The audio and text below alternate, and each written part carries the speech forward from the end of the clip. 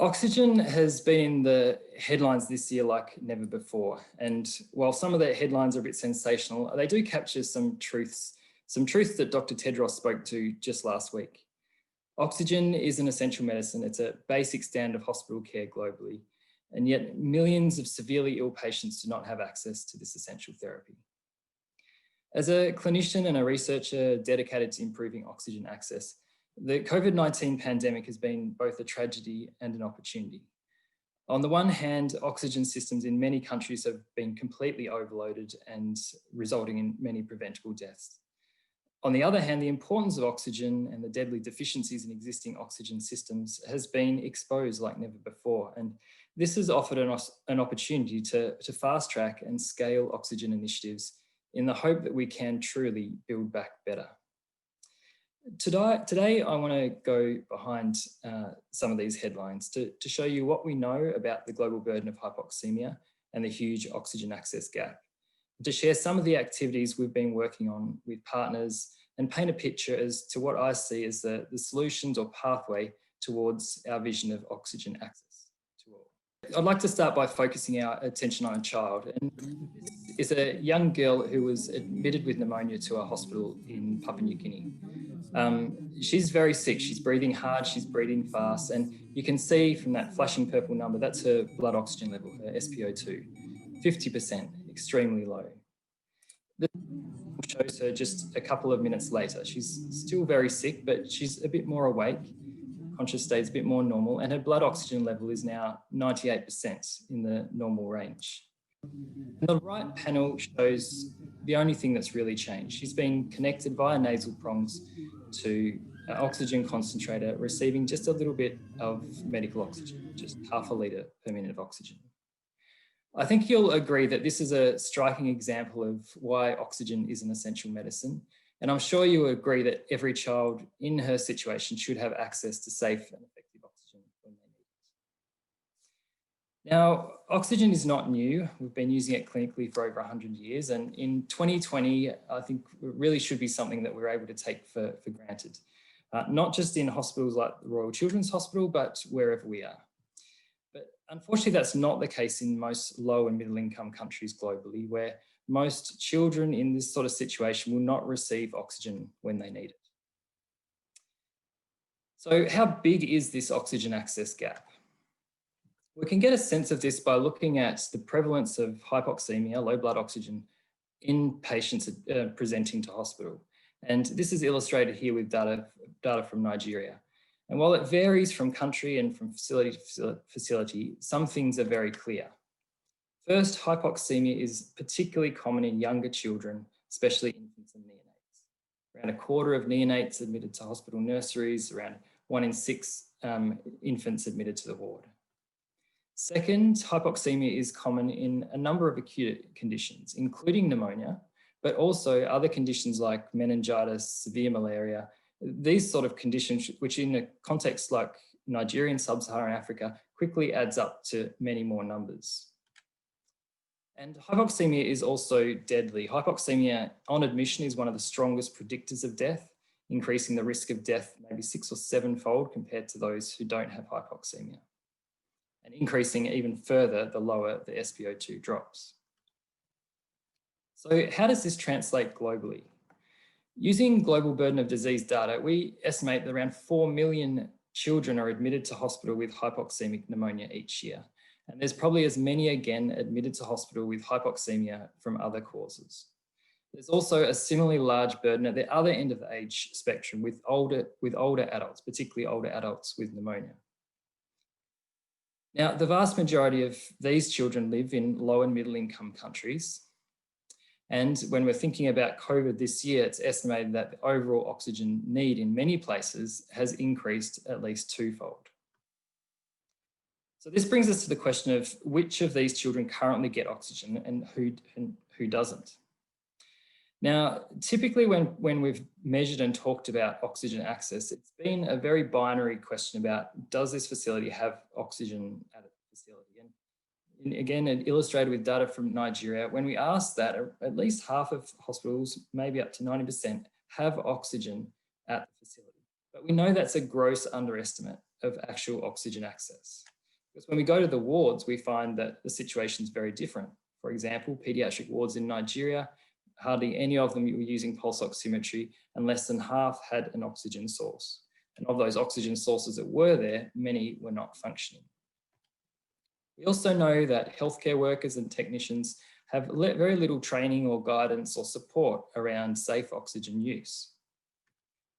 Oxygen is also very expensive for hospitals and for patients. For example, in Nigeria, median cost of oxygen for a child with pneumonia is around $20 a day, which quickly adds up to more than all the other costs of admission combined. So the end result in a context like Nigeria is that less than 1 in 5 children who clearly need oxygen will receive it. And this undoubtedly leads to many preventable deaths. Now, clinicians and researchers on our campus have been working on this challenge of oxygen access for a long time. We've learned a lot about what works and why. And I think the good news is that while there's many implementation questions, we can confidently say to funders, to governments and partners that we know enough now to substantively close the oxygen access gap once and for all. Now, what does this look like? Well, there's no one-size-fits-all solution, but these photos from Nigeria illustrate some of the common elements of what a functional oxygen system involves. Firstly, it involves a team of technicians, of doctors, of nurses, of administrators. Secondly, it requires appropriate equipment. And in this case, we were using oxygen concentrators with simple tubing to share it to multiple beds. It involves support for clinicians to use pulse oximetry and oxygen well, and for technicians to maintain equipment sustainably. And it involves attention to a whole range of other broader government policy, financing, and infrastructure issues, like you can see here with power. Now, we and others have been working on this over a number of years with significant results. Here's evidence from a number of the major studies seeking to improve oxygen access, showing that it can reduce inpatient child deaths from pneumonia by around 40% and may increase overall risk of death for children admitted by as much as 10%. But the purpose of these programs was not just to measure effectiveness, but really to generate broader lessons on how to improve oxygen systems that could be translated to other contexts and taken to scale. So in the last few minutes, I want to share some of the big learnings and our big ideas for improving oxygen access globally. Starting with clinical access. So one of the big learnings that has come out is the importance of pulse oximetry. Pulse oximetry, we know, not only means that you can get oxygen to the right patients, it also can internally drive better oxygen access by generating a demand that is informed by actual need. We also know that these efforts must be done within a broader quality improvement and education environment. We've seen some really exciting ways of how this can be done using things like mentoring, coaching. And I think the next challenge is to take that to scale, embedding it in service and pre-service curriculum. And the third big learning is that oxygen access is a whole of facility, whole of life issue, running from preterm neonates right through to older adults. And here there's a real opportunity to work with colleagues, adult colleagues, emergency colleagues, intensive care colleagues around an issue which affects us all. Now, the second big area is the oxygen equipment ecosystem. And we've clearly learnt that there's a lot we can do better to support biomedical engineers and technicians. Too often technicians are only told about equipment when it breaks down, and they don't have access to spare tools, spare parts to conduct preventive maintenance. But our experience has shown us that simple supports and training to help them perform preventive maintenance can have a huge impact, both optimizing existing oxygen systems and efficiently guiding future investments. And I think the future of this is to implement this sort of thing at scale so that whole countries can have oxygen equipment ecosystems that work. There's also a huge opportunity for better procurement, coordinated procurement. This can be a really complex issue for decision makers to navigate, particularly at a hospital level, with so many different options being more suitable for different situations. Yeah, we have a good idea of what sort of guides we can give to hospitals about what sort of sources, what sort of systems can be appropriate. And by doing it at scale in a coordinated way, we can make a big difference to the cost and the access to particular equipment and devices.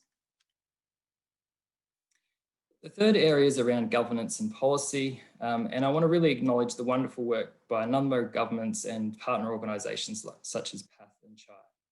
An example from Nigeria, the Nigerian Ministry of Health has done some fantastic work around national policy on medical oxygen, a national strategy for scaling up, as well as updating medication and medical supply lists. The next challenge is to really put that into practice, and we're learning a lot about what works in this area. One of the big opportunities, and something we've been working quite closely with governments and partners on, particularly in Uganda, is how we can integrate oxygen indicators into health information systems so that policymakers, decision makers, funders can put money to where the need is actually greatest and will actually have impact. The last part is about financing. And this is not necessarily just about more money. Hospitals and governments are already spending a lot on oxygen, and there's definitely a lot of space for spending money better. Current work has given us some indicators about what's going to work, particularly in terms of transitioning more towards domestic funding from donor funding, particularly the need to invest not just in infrastructure, but especially in people and systems. And often this is the hardest bit to convince. And also some really big opportunities for driving market efficiency and getting manufacturers more interested to provide appropriate products for markets in particularly sub-Saharan Africa and Asia Pacific region. And there's also another area which we need to do a lot more around, and that's the equity issue. COVID, I guess, has highlighted that investments in oxygen, as in many things, often tend to benefit the larger hospitals in the urban areas, where we know that the biggest oxygen access gaps are in the smaller hospitals and the more remote rural areas. So those are some of the key elements that I see need to fit together to improve oxygen systems. It's not a one-size-fits-all solution, it's a continuing process of improvement. But we are making progress, and it's been really great to work with a number of countries and partners on this. To finish, I just want to highlight one opportunity we're working on with the Clinton Health Access Initiative, where we're proposing to support governments in 5 countries to tackle these oxygen access priorities comprehensively. These 5 countries represent around 30% of the hypoxemia burden globally, and we think that by introducing pulse oximetry and oxygen strategically, we can have a big impact on millions of lives, including saving the lives of thousands of children annually. Now, we're really fortunate to have this proposal currently listed as one of the 6 finalists for the MacArthur 100 and Change grant, looking forward to really putting our best foot forward as that decision's made in April next year. So personally, I believe that we have a unique opportunity to close the oxygen gap. We have the knowledge to go to scale, we have the partnerships to address all the essential ingredients, and we have the pandemic bringing public awareness to something that's been a hidden problem for so long. So I think I'll close with just returning us to the words of Tedros that I started with. Oxygen is an essential medicine and a basic standard of hospital care globally. The fact that millions of severely ill patients do not have access to oxygen is unacceptable. We can and we must close the global oxygen access gap so that every patient will receive oxygen therapy when they need it, without exception. Well, Hamish, thank you very much. And thanks to all our 3 speakers today. They were really excellent talks. I think in this last hour, you've had a grand tour of much of the public health research that's been done on pneumonia in the last 3 decades, and speakers have spoken with enthusiasm and data and the practical research that they're doing. We do have time for a few questions. I mean, Kim, you've given us an excellent overview of the nexus between COVID-19 and children and pneumonia, and Fiona, you've talked about pneumococcal conjugate vaccine and its impact, and Hamish has just gone through now the oxygen access gap and how to address it. I wanted to bring us back to the present. Kim, you showed a slide showing spectacular reductions in childhood pneumonia deaths since 1985, most of which occurred actually before the pneumococcal conjugate vaccine was widely available. And I guess I wonder, and furthermore, you've discussed about how pneumonia rates have probably fallen in 2020. There are doomsday scenarios, but I just wonder how much you think that family and community practices may have changed through COVID and how much that might keep things low. And secondly, when is it time for countries to take mitigation strategies against the big risk of measles and start doing supplemental immunisation activities, big mass campaigns again? Can you address those issues, Kim? Fantastic questions, but really very hard. Firstly, the changes in family, the way families sort of work. Of course, many different parts of the world have seen many different responses, both from governments and from the communities themselves. I do know that in some countries, for example, in rural Ethiopia, where the communities are in fact used to epidemics passing through, the idea of locking down a village, essentially closing the door of the village and everybody staying in their home, is not foreign to them. That's what they sort of do when they're faced with an epidemic. So I was told, at least by some people, that this is something that's quite easy. It's much more difficult for people who are living in the large, sort of sprawling slums of cities like Mumbai or Lagos, for example, where people don't really have even a place to call home, let alone the luxury of being able to isolate themselves. And to come back to the question, it was online a little bit. What have governments done that's wrong? Well, I'm sure every single government in the world, when they look back at their responses, will find things that they wish they'd done differently. And I think in their defence, we really didn't know at the start how things were going to pan out, especially for places like Africa. And so countries that seem to have overreacted, that may have been reasonable at the time, but the reaction may not be justifiable now. So I don't want to make a generalisation other than to say that everybody is learning as we go along, and that includes us in Victoria. And when countries should start? Sorry, the measles question. Yes, measles. The pause on campaigns and supplementary immunisation activities lasted only for a few months, but there still is left let's say an immunity gap. In most countries, and WHO strongly encouraged countries to resume all activities by about May or June, but a number of countries still haven't done any campaigns. Ethiopia, interestingly, about a month ago, did a measles campaign and reached over 90% of the country, basically. So, I mean, that message is being pushed out there, but I can tell you I remain extremely worried about the measles situation in the coming year. Okay, well, thanks, Kim. We've actually run out of time, so I think we'll probably have to finish it there. But I guess, as Fiona said, there's probably never been a more important time to focus on the Sustainable Development Goals, because for all the determinants of pneumonia deaths and pneumonia incidents that you mentioned, Kim, the Sustainable Development Goals address all of those sorts of things: socioeconomic circumstances and environmental conditions and air quality and education and all of those aspects. So thank you to Kim and Fiona and Hamish for a great talk today, and thanks to all the audience for attending this World Pneumonia Day. Thanks very much. Thanks, Trevor.